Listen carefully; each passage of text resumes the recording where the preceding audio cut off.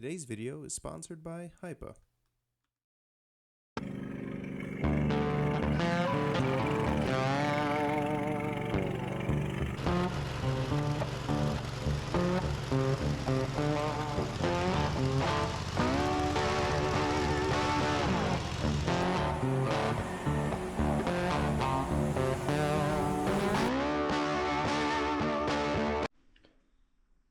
Hey guys, welcome back to another video of Impossible Mowers. In today's video, we're going to see if we can't get this thing running a lot better, get this tire fixed, and just get this thing looking a little better. I won't be able to drive it because the belt's broken and I got to buy a new one, but I want to see if I can try to get into a better shape than it is right now because it's a little dilapidated. Now you guys might remember this mower. Good old Harriet was the name we gave it, and I gave it to a friend of mine who used it pretty well until he was able to find a better rig for himself. He was going to scrap this, and I said, hey, you know what, I'll pick it up for free and see if I can't get something done with it. Now since his ownership, there's a lot of stuff that's gone pretty bad on this thing, not because of his end, but because the parts that were put on here, I mean, they don't last forever. You can only get a couple months out of them. And a lot of the parts are like the fuel filter's terrible. I don't even think there's a filter left in it. The pump works, but I mean, it could use a refreshing. Could use a new one. I was gonna say it could use refreshing, but it could use a new pump. The battery needs to be cleaned up a little more because there's corrosion on it. This thing needs to get washed. That's got to get fixed. This whole center console or dash, and just small stuff like that, you know, grease up the wheels and just get some stuff done. It's been a while since we've done a repair video on this mower. I think the last time we did it was in the winter, and oh my goodness, that was brutal. But I mean, it ran pretty darn good. I really like this thing because it's got cruise control, but I mean, this wasn't a half bad of a unit. It was pretty good. I have no idea if the LEDs still work. Actually, let's see. It's got a little bit of juice in it. Yep, they work. She's just really low on battery, which is alright. But I tried to crank this off camera and it ran, but it was just, it ran on like one cylinder. It was just really, really bad. It was just barely getting any fuel. And one thing I noticed that we have to fix, I replaced this last season and it looks like something happened. I don't know if we got rolled or something, but there's supposed to be a rubber grommet right here and it's not there. It's kind of just hanging out. And this is the fuel sucker, and it's not looking too good. So I'm gonna try to see if we can't fix that as well. Maybe even just press it down and see if we can't find a rubber grommet around here to put around that. We got some stuff around the shop, but yeah, so it's kind of nice SMV symbol on it. But it's been a while since we've had this thing in the shop, and we're gonna keep this rig. It's back home. I mean, good old Harriet's back home and ready to be maintained. Now the first thing I'm going to do after I'm done repairing this is put a hitch from the Simplicity Old Leroy, and we're going to haul that log splitter out, and then there's a second video because we got to get that log splitter going with the old Predator 212, and this sucker's going to haul it. So without further ado, I think we should just jump right into it. I think the first order of business should be to get this puppy on her own feet, because that tire, it's not bad. It ran flat. I don't know what the story was. It was a perfectly good tire when I had it, but you know, stuff like this happens on the trail. So it could be anything to a loose stem, loose valve stem. Maybe it ran flat, like every mower runs flat. That one's flat right now. And then he just ran it, didn't notice it, got debeaded, but this can still be used. I know that there's new tread has to be put on this unit. You can see this is actually starting to get pretty faded, but I'm gonna see if I can't try to get it to hold air. So like I said, I think what I'll do is I'll grab a jack, get a bite right here on the axle, lift it up, grab my 2 3-ton jacks, not that this weighs 3 tons, put it on the axle shafts and just see if we can't take it out and re-grease it. These tires are locked solid. I mean, this thing hasn't been greased in months. Like I said, last time we had this rig was January of this year. January, February, and it's August, so it's been a while since she's had a service. So without further ado, let's cut the camera here and start jacking her up. Alrighty guys, got the old puppy on the jacks. Let's see what we can do here. Standard old clip, you know how these units are. I like to get at it with this little flat crowbar. Got these from Harbor Freight for only like $1. And they take the pins out pretty nice, you know.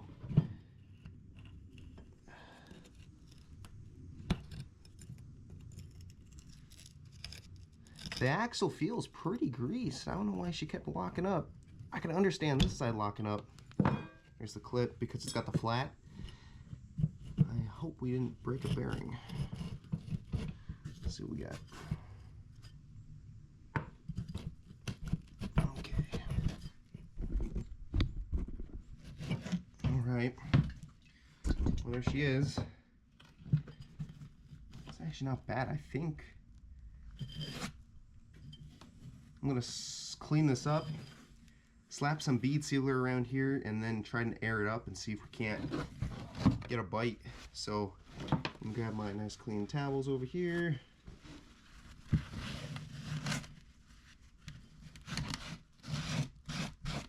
Try to clean this up the best I can.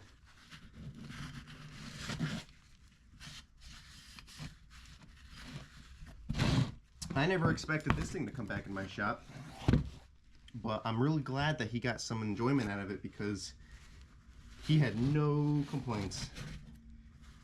Like I said, the only reason why he stopped using it was because he got a rig that was a little more better. You know, I think it was a Polaris or something. A lot of nice tread. So, I mean, there was no problems with it. But, you know, the sitting and the not using of it with a full tank of gas too, it does not help with these units, or any unit really. So, well, there it is. I'm gonna grab some tire sealant. I tell you guys, if you ever own a mower shop, or if you're ever playing with mowers, this stuff is so useful. I mean, oh my goodness. It's like 25, 30 bucks for this. And it doesn't look like there's a lot, but let me tell you something. It can be deceiving.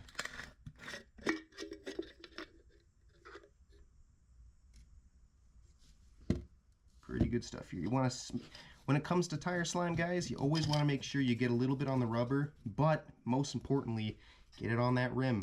It will not seal if it's not going to the places it should be. You know, 80% of it should be going on that rim, while the rest of it should be going on this lip of the tire right here. So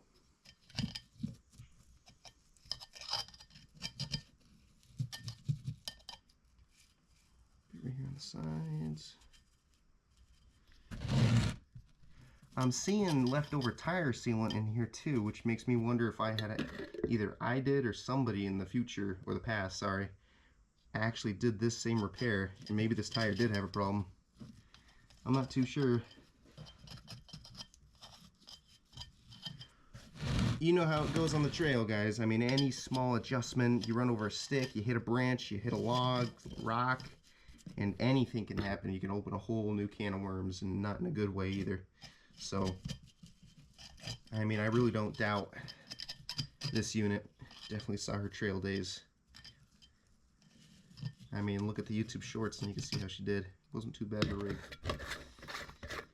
Alright. So now, I'll hold her up like that. It looks like it's already wanting to seal, but I'm not going to speak too early. Now, usually I would use brake clean around the rim and then just give her some flamage. Because when you do these kind of beads and you're trying to set the bead, putting brake clean is super, super, super, super flammable if you get the flammable kind, of course. And when you ignite it, the flame creates oxygen, or it makes it so that the explosion, the mini explosion, I guess you can call it, forces out so much oxygen, it fills the bead.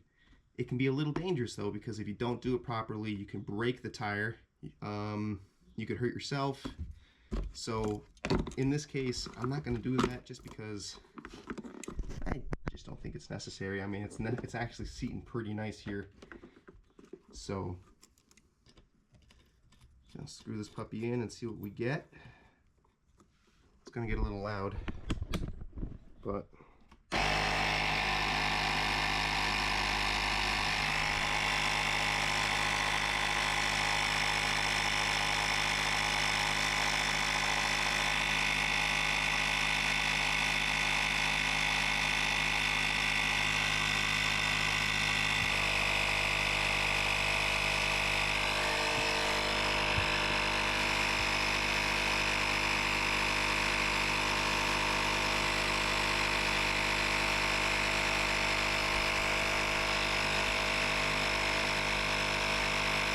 she's starting to air up a bit, so I'm going to stop the camera right here. This is probably going to take me 5 minutes. We'll get back to you guys when we start putting this back on the axle shaft there. Right on, that looks a lot better. I am noticing this though, see that? That's not really good. You don't want play in this kind of stuff. I think it's okay to run for now, but I don't know, we might need some either new axle shafts or fabricate something like we did on Chuck, and just get a rebuild kit and see if we can't fabricate the axle shaft to get a little tighter, because you can put like little stuff in the axle shaft to kind of hold it together nice and tight. Some people weld their stuff. I try not to weld on the axle shaft because that is what is doing most of your work for you, but that play is not good. I fixed it with Chuck just by getting a rebuild kit, because his was actually worse than this, and it's got no play in it. So I think I'll start with a rebuild kit, because I'm noticing we're missing a lot of pieces. We're missing like 2 washers on the bottom here. We're missing a cap. The clip looks really worn out. We only have 1 washer on the top here. It doesn't feel very greased. So I don't know. I'm not comfortable with that, because if this is going to be seeing the trails, and it will, you don't want that. And I know already I have to get a steering arm, because the steering wheel, I remember we had this problem on the channel, and I thought it was the shaft. I was wrong. It was the actual arm. The arm is broken. It's not broken as in it can't steer. It's broken as in it's so bent that bending it back is not only a challenge, but it's not even worth it, because what's really common on these Husqvarnas, and really it's common on anything with this kind of design, I shouldn't just be pointing out Husqvarna. I'm only saying it because I've only had the problem with these Husqvarnas, but I'm sure other people have had the problems with Craftsman's too. But you have the one steering arm, and then you have another steering arm over there, so it's independent. That's nice for steering, so you can get automatic steering. What's not good is the fact that these balls are being put through a lot of pressure. There's a lot of pressure being put on them, especially when you're off-roading. So all that weight, all that pressure hitting rocks and stuff, they're known to blow out, they're known to bend. They're really bad designs for off-roading. What a lot of people tend to do, and I believe I will do the same, is a lot of people get the LT1000 steering and put it on here, because the LT1000s only have 1 shaft, right? So it's only got 1 of these steering links, and then it's got a tie rod that connects to the other tire. So you get a little bit of delay. The Poulan's the same way. You get a little bit of delay, but the delay is worth it if you're not having to replace those arms a lot, because what that tie rod does is it helps support the arm. So the steering arm isn't doing all that work, you know. It can still happen even at that point, but it makes it a lot less, and you don't have to blow through these arms all the time. Because I guarantee you guys, if you do it this way and you keep riding it this way, you're going to go through those arms like a kid in a candy store. I mean, they are really famous for blowing out the balls. It happens. So I think on the channel, what I'll have to do is I'm going to buy new steering shafts to a Craftsman, get a rebuild kit because they're the same thing. They'll bolt right in. And then just get a whole new steering system for a Craftsman. What is nice about this steering system is it's pretty much the same as the LT1000s until you get to the flex plate. I call it the flex plate, but it's like it's a steering plate. That's where they tend to differ. But so really all I have to do is new axle shafts, a tie rod, a nice tie rod, not some junky one, and then a Craftsman LT1000 plate. So that's something we'll definitely do on the channel, because these arms are expensive. You're looking at anywhere between $40 and $60 for a pair of two. Now that's not too bad, but I'd rather replace a tie rod for 20 bucks or not have to replace it at all compared to this, you know. So I think that's what I'm going to do. Absolutely. So with that all said, let's jack this puppy up and let her sit on her feet. I'll show you guys how we do that. It's pretty cool to see. This, just take this little pump jack. I try to set it as best as I can in the vicinity of this area, but I make sure this puppy's tight, which it is, all the way down. Very good. So I'm gonna see if I can turn the wheel like this. Let's see if I can't get a bite here. I don't know. This mower is a bit tricky because, like I said, these steering arms are coming in on both directions. And I also forgot to tell you guys, we need to get a muffler because this thing's going to be loud. Very loud. I think that's good enough. Loud mowers are great, but sometimes they can get a little annoying because you can't hear me on the camera, or, you know, if you want to stop and take a break, let her idle. It can be challenging. But I do have a muffler sitting around.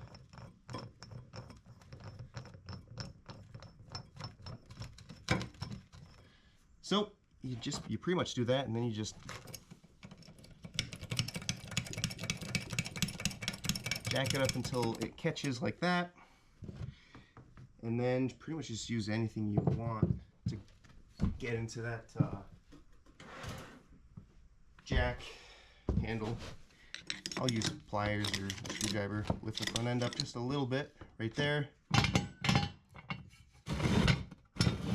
Number one. See, there's a lot of pressure on this one. I'm going to try to hold it. Number two. Oops, sorry. And then turn your tires back. Come on now. Let it down nice and easy.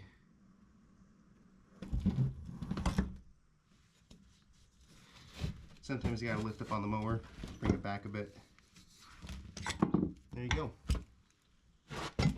I like to use these little bottle jacks, although I am going to upgrade to a Daytona jack just because we have that Ford now, and you don't want to use these bottle jacks on Ford.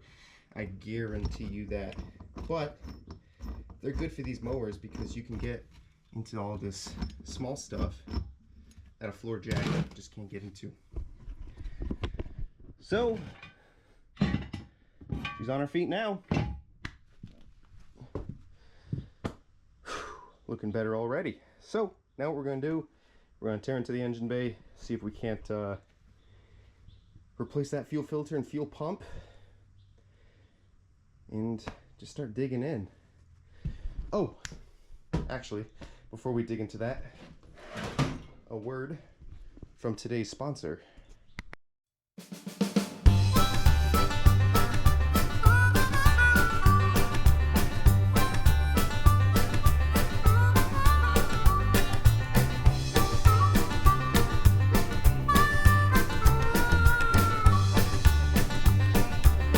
Hypa is a small engine parts company that has every part you need, from anything to a weed whacker motor to a 24 horsepower Kohler like what we got in Chuck. Now off the bat, one thing I really like about this website is the simplicity of it. They have a wide variety, they have safety equipment on the bottom, it's pretty cool. One thing I really like is when you click on something like this fuel filter, you don't just get more filters, you get kits to go with the filter, because sometimes we all end up having to do it. We have to give our mowers new pieces to go around the filter, like fuel lines, air filters, such, all that good stuff. And you can see there's a nice kit right there for a little single cylinder Kohler. And it's really helpful too. I mean, you can get all that stuff in one buy. What's also helpful is their filtering. You can filter all that stuff with the checkbox like what I'm doing, and you can filter it by brand so you know you're getting the right part for your machine. What's also nice is, look at that, it doesn't break the bank. This nice air filter kit, $7. I mean, you can't ask for more than that. And it's good quality stuff. It's not some junk that they're picking off the streets and selling it. I mean, it's pretty good stuff. I'm speaking from experience. One thing I did was I bought an Amazon fuel filter and compared it to Hypa's fuel filter. And one thing I noticed was pretty freaking shocking. Amazon's fuel filter came in broken. Look at this right here.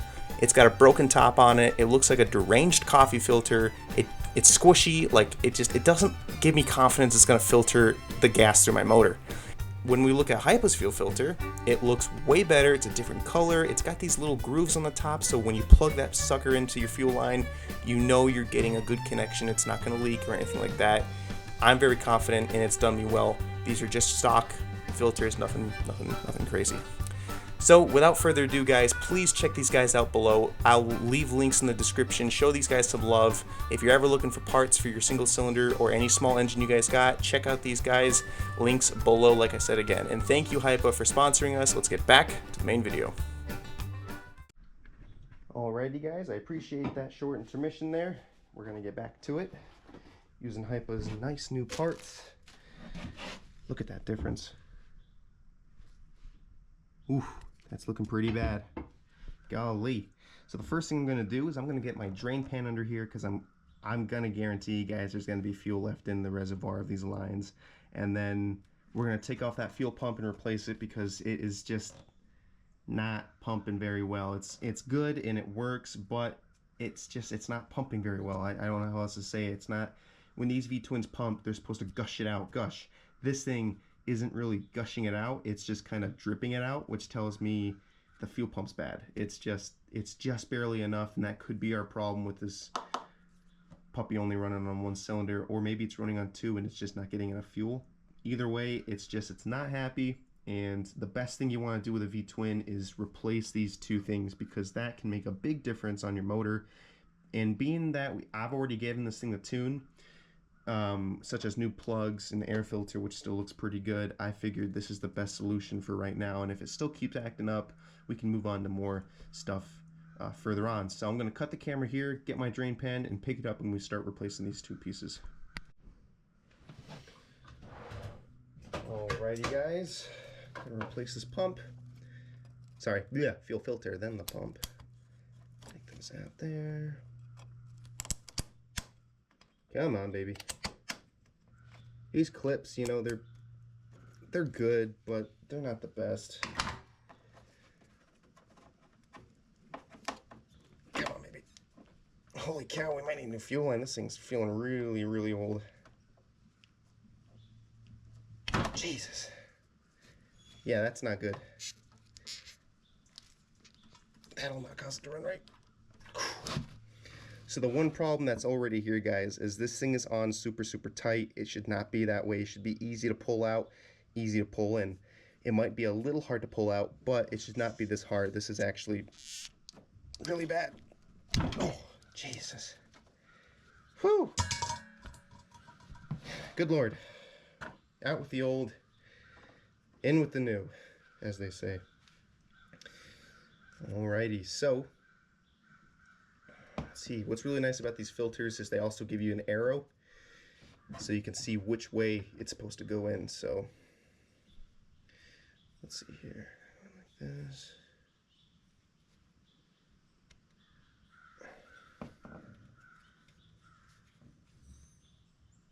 There we go, nice and secure. Perfect. There we go. That simple. And bam. We've got ourselves. Come on, baby. Don't give me trouble.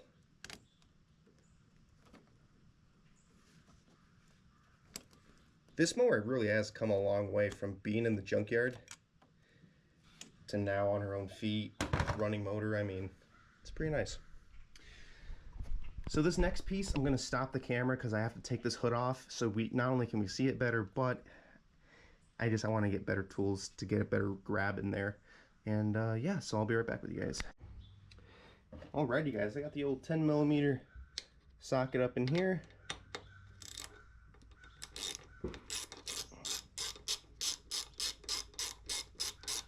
Coming up pretty easy.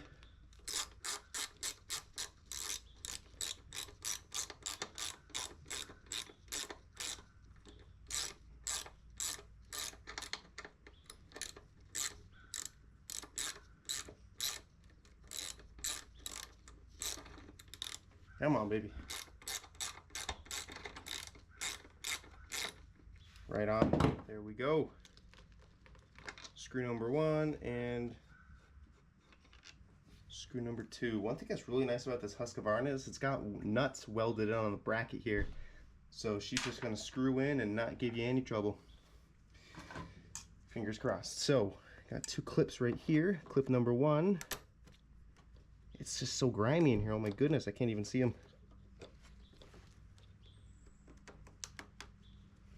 Okay, there's clip number 1 and clip number 2.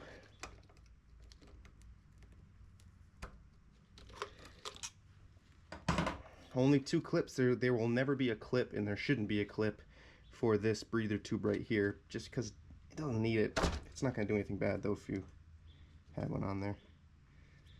Yeah, I'm not seeing any fuel in here. I'm betting you when this thing was running, it was just running on what was inside the carb.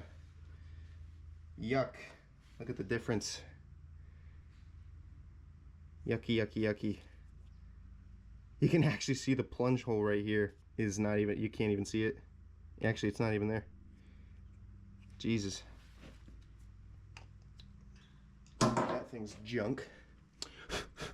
I'm actually gonna grab my handy dandy little scraper and just try and clean up around here, because you want that new filter to come into a nice home, you know.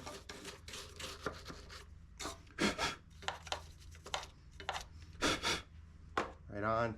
Try to be careful when you do that. You don't want to get any of that stuff in the breather tube hole, but I think I managed to get it home free. Right on. So let's see what we got here. We got pump that sits like that. So we have our breather tube plug, our fuel coming in from the fuel tank, and we have our fuel coming out into the carburetor. So I'm going to take these nice little plugs off, plugs, whatever you want to call them. Ah, they look so nice. I don't feel like taking them off, but alright. So we got fuel line number 1. Boom. Let's see, where's fuel line number 2? Actually, I'm gonna put the breather tube hose in now, because that can be a challenge. You want to try to see if you can't get that breather tube in before you put that carburetor one in, because it can just be a little tricky. So let's see, that rests in there. Boom.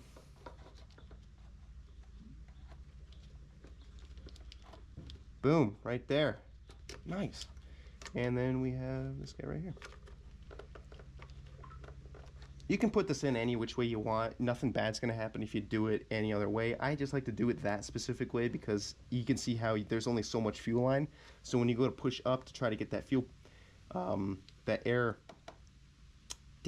breather tube connected, you know, you're not gonna have that much lift because you only have 2 fuel lines here that are holding it in. So you wanna try to get that in first or second, just, you know, whatever's easier. And then we're gonna screw that puppy back in. And skadoosh, guys, right there. Tighten that puppy up. Once again, this is a 10mm.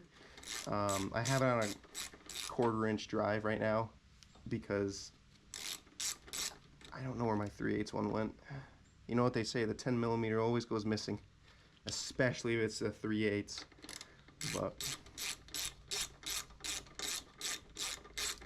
I like to try to hand ratchet the stuff in. You can impact it, but I mean, you don't want to strip the threads, and it's really not necessary to impact it in. I guess if you're in a rush, it's one of those things you want to be careful with. You don't want to end up buying another bracket. Right there, nice and snug. Snug, snug. Nice, she's in there pretty good. So now that that's done, I'm gonna have another gander at this filter here. I may not be doing much, but just want to see what's going on in here ever since that year, that day. Let's see. Looks pretty all right. It looks like something happened right here. I'm smelling fuel, so maybe this thing got flooded, or it could be possible that the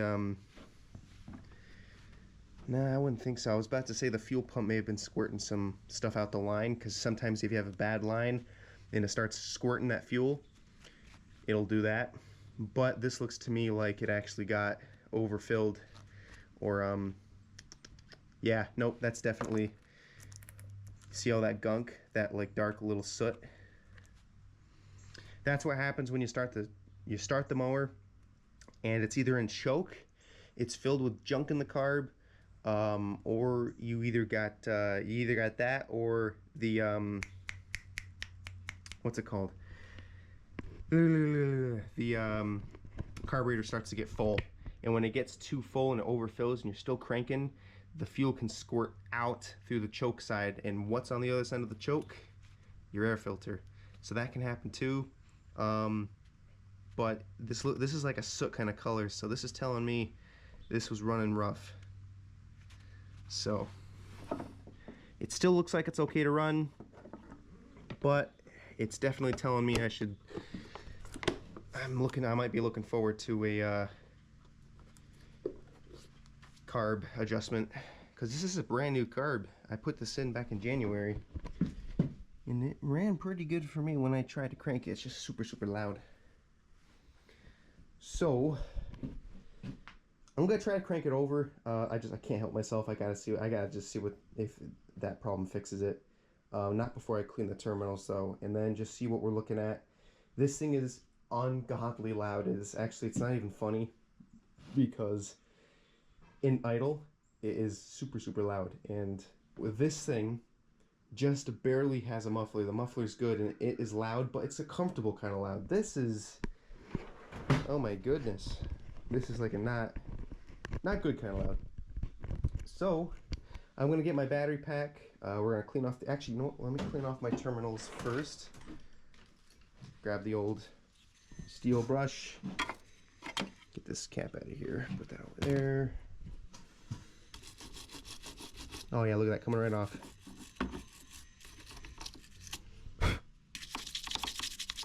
This is a nice interstate. I might get this refurbished and renewed over at my closest Napa. Yeah, it's coming right off. This is just rust. It's a common thing, you know, rain gets in here, moisture.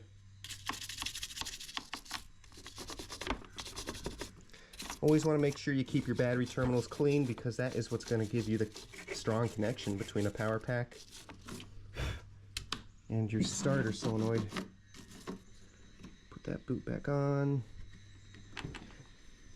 And actually, I'm going to hit this with a little bit of liquid wrench.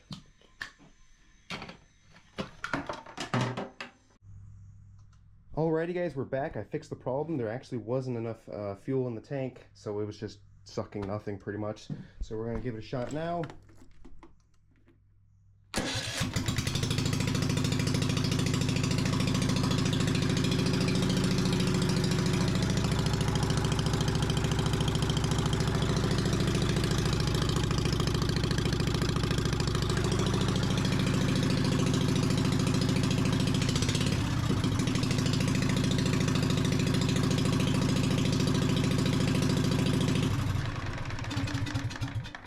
runs amazing. That fuel pump and fuel filter did the trick.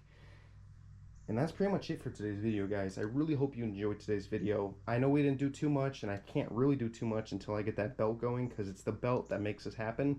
But in the next video, what I'm probably going to do is get that new muffler installed, or used muffler. I'm just going to use this muffler and just cut another pipe exhaust tube out. And then that's it. So, like I said, you know, I hope you guys enjoyed this video. Thank you very much to Hypa. They really helped me out on this build. I was a little short on cash, and they just sent me that stuff for free. Really, really cool. And obviously, runs like a boat, runs like a dream. So, I hope you guys stay safe. Catch you guys next time, and this is Impossible Mowers out.